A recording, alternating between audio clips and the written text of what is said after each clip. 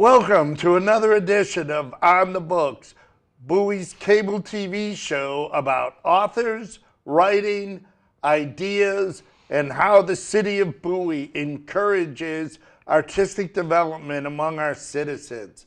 Today I have with me aspiring author and writer Eric Vargas, who has spent most of his life here in Bowie, coming to us, Eric, in Bowie in about the fifth grade?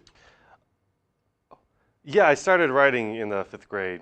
The first thing I wrote was a little story with me and my friends, and it was kind of squashed by my teachers. There was So you a lot met of the stories. censors early in your career. I did indeed. It was I don't know. I was suspended from school for apparently there were several words that I wasn't supposed to use, and so I was suspended and then grounded at home. And I didn't write up until I got to Maryland, almost 10 years later. So. Okay. And were you encouraged to write? Not really. No, I never really met with any encouragement. Something I kind of took up on my own.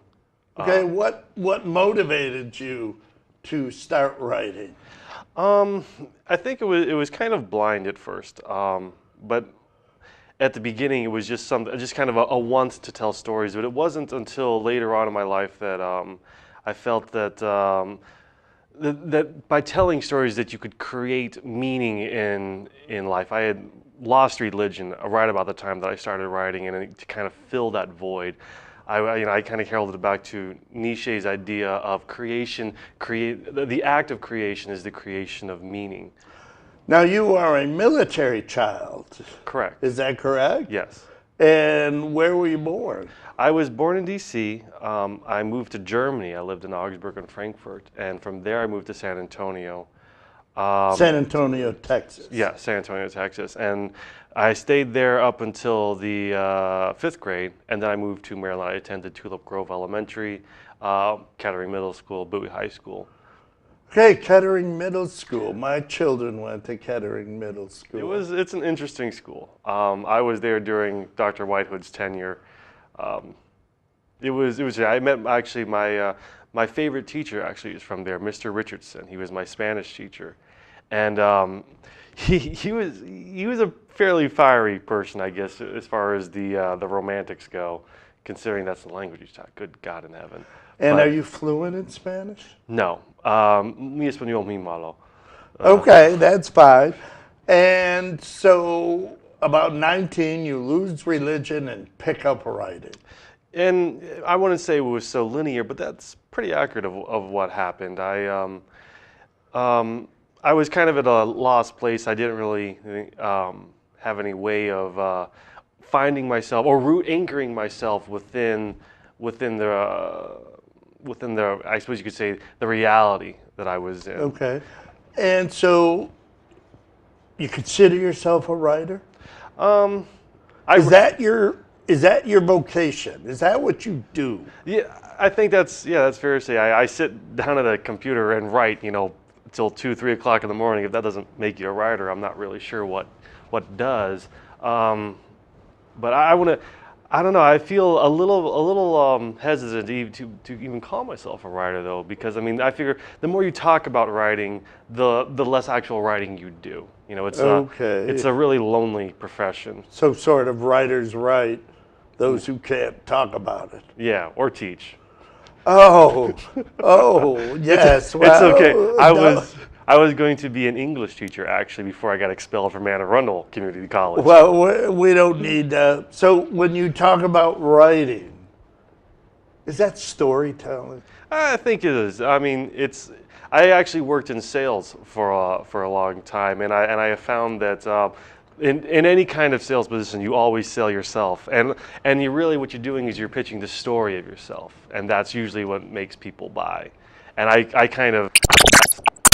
I suppose I could say I'd liken that to prostitution on a certain level, but and so you mean the writer as prostitute, or sales? The salesman as prostitute. Correct. And I'm always very reticent in labeling myself as a writer. I'd rather just be who I am and not get in the way of that. I don't when I write, I don't want people to be thinking about the author, about me. As far as I don't want myself to get in between the work and the Okay. reader. That's a very nice approach. I'm sure it's kind of hard to do because, Yes. as you obvious reasons. mentioned, writing is solitary. Yeah, extremely so, and it's it's even for someone who's extroverted, it's a matter of time management. You have to decide, am I going to go out with friends today? Am I going to go out and do X, Y, and Z, or am I going to stay here and do writing and work on my novel, my musical piece? Right, you have a piece of writing in progress right Yes, now. things fall apart. Things fall apart. And where do you get your ideas? It's kind of hard to tell. The idea of it itself came out. It started as a dream that I had back almost 8 years ago now. It was a rather horrific dream, and I think some people would call it a night terror, but I actively enjoyed it, which is So kind of weird. you're writing as a dystopic? And Dystopias. Is your writing a dystopia? Is that a horrible place? I don't think I don't know. Kind of like utopia is say it's no place, but I think a dystopia is also not any kind of a real place. It's in Milton when he's writing his Satan, he says you can make a heaven of hell, and I think that big thing is just a matter of perspective, whether something's a dystopia or a utopia. Oh, so you agree with Milton's Lucifer? 'Tis better to rule in hell than Yeah. serve in heaven. I think that's. I think Milton himself was in Satan's camp. I mean, and that was kind of the thing. I mean, if you wanna consider Satan's ability, one of the things that Milton was having so much of a problem with in Paradise Lost is the fact that you have an omnipotent deity. How in any way can anything be heroically struggling against it?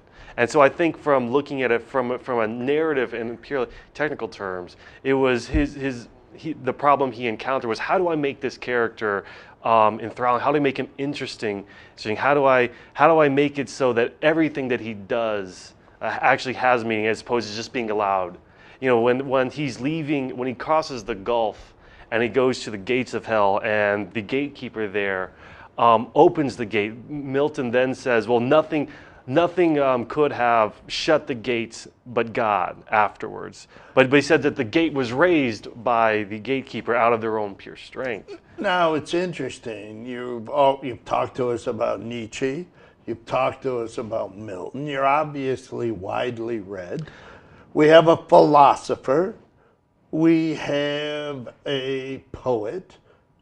Are you a prose writer? Yes, I mean, I typically write prose. I've dabbled a little in poetry. No one will ever see it. And that's just the way it's going to be. It's like my karaoke in Ukraine for the mafia. Just no one's going to see it. You strike me as someone who may read a little William Blake also. I've actually never read William Blake. In fact, and actually, I don't mean to dash your opinion of me, but I'm actually not very widely read. I've read a few of the classics, Dostoevsky, Homer. Okay, I've known you for a little while now, and don't deal with this false modesty, please, because you are very widely read. It's mostly nonfiction. It's not. I don't really typically read fiction books. I don't read novels very much anymore. So is that where your ideas come from? The nonfiction aspect? Yes. Sometimes they do.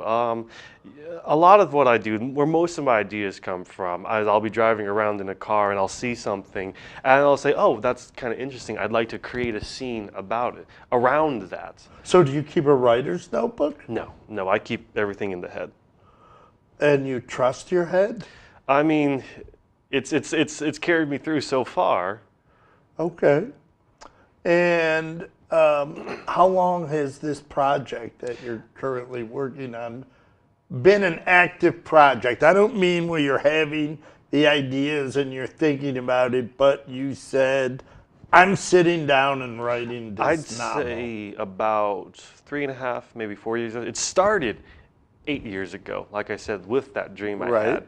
And I ended up writing a 250,000 word manuscript in about 2 months because it was something constantly. And then and the thing is that when I was done with it, I found that there were so many. It was so insufficient to what I wanted to say.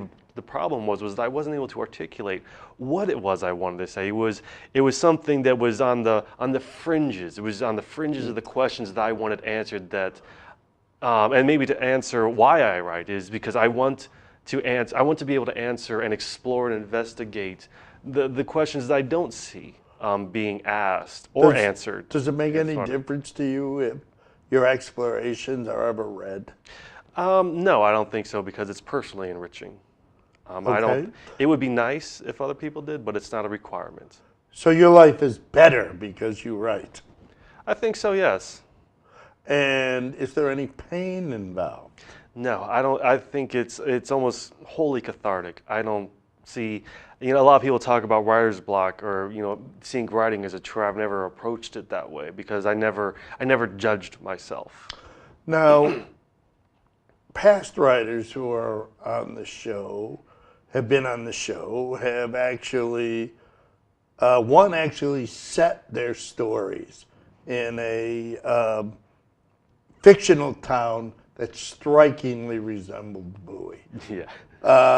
Another writer started. A person died in Bowie. McKeldin Library. Well, there was a library that to me resembled McKeldin Library. What role does Bowie play in your writing?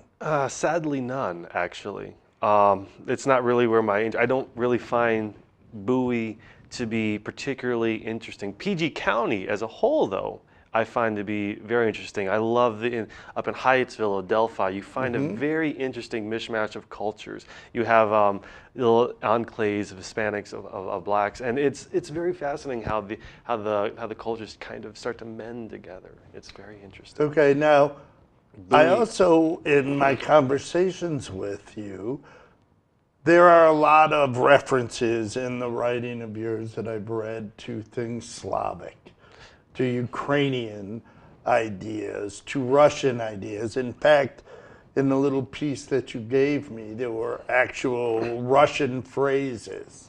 Yes. How did you become interested in that? I actually it starts back with that first dream that I had. It kind of reminded me a little bit of Ukraine because I'd kind of always followed politics, and at the time there was a little something about Russia in the news, and I just like, oh, that'd be an interesting setting to explore, something very, very alien to my own experience. It's no longer much anymore. I've been to the Ukraine several times. I'm actually going back again this April to do.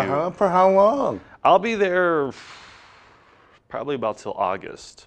Now, is this specifically to get more ideas? Well, it's more to do research. I mean, the ideas don't. The ideas aren't necessarily tied to place, but it's the idea to add authenticity to it. So, I've retraced a lot of the steps that my protagonist takes in the novel. And the idea is just to give. So the novel is actually set in Ukraine? It's set in Ukraine, Kazakhstan, southern Russia. About as far north as it goes is Omsk and Samara. Okay. Now, is it in Cyrillic Slavic lands, or is it include even the Roman Slavic lands? No, it's just pretty much the old Soviet Union from Ukraine on eastward. What about the Serbs? Nope, sorry. Okay, well, I just have I know. right, well, we've known each other, and just to be fair to the audience, we have known each other and share a writing group. Yes, and much alcohol. Oh, wow, we have a drink or two. There's, in fact, the first time I encountered you, even though you say that writing is solitary, I met you in a writer's group. Yes, and the reason that I started going for them is about a year and a half ago. I started was I wanted to get some reactions, some opinions from other people. Unfortunately, I found that they're actually very toxic, I think, to the writing process, unfortunately. What do you mean by toxic? I feel like writing groups are very often nativist in their approach to writing, and to kind of qualify that, it's very much where the writers will have an idea who write in a certain genre. They say, well, this genre has this conventions, this traditions, and the audience expects this out of any book that's within that genre. And I think that that's wholly the wrong way to approach it. I think it sabotages the writer's creative control of their work before they even really get a chance to begin it. And I think that that creative control needs to be aggressively defended from not just from your peers within the work and from your editors and from the publishing houses, but also from the audience, also from the expectation. And you've got to be able to free yourself up from expectation and from the fear of being judged. Are you afraid to be judged? Not particularly. I mean, I've been up before a judge before, so well, I mean, or maybe we can skip that. Yeah, maybe we can. I guess do you think a group of people or an audience should be able to direct a writer? No, absolutely not. I think that you look at Stanley Kubrick when he started out. I mean, Passive Glory, obviously not his first one, but he made several movies. In all of them, Full Metal Jacket, 2001: A Space Odyssey, Lolita, he had complete control, complete artistic control over everything from the very beginning of it. From the previous, he was the one who chose the story. He was the one who said, "This is the story. This speaks to me. I want to do a film about this." And all the way up until the editing process. I didn't realize that Kubrick made Lolita. He did. Okay, did he know Nabokov? I don't believe they did. Okay. I could be wrong though. Well, it wouldn't be the first time. No, it won't be the last for sure. It won't be the last, and I hope it doesn't mellow you. Now, I remember being very taken aback at first by your writing.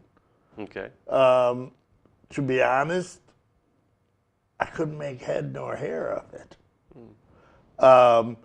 because of its density. It reminded me of, as everyone, I'm a school teacher, and I had a student talk to me about this brilliant author who I had to read. His name was Cormac McCarthy. I like him. And I thought to myself, a student has recommended me something to read. So I immediately ran off to the bookstore. I almost violated a rule there. I know. I was waiting for you to do it too. But anyway, I ran off to the bookstore and I bought myself a copy of Blood Meridian. Yes, and one of my favorite novels.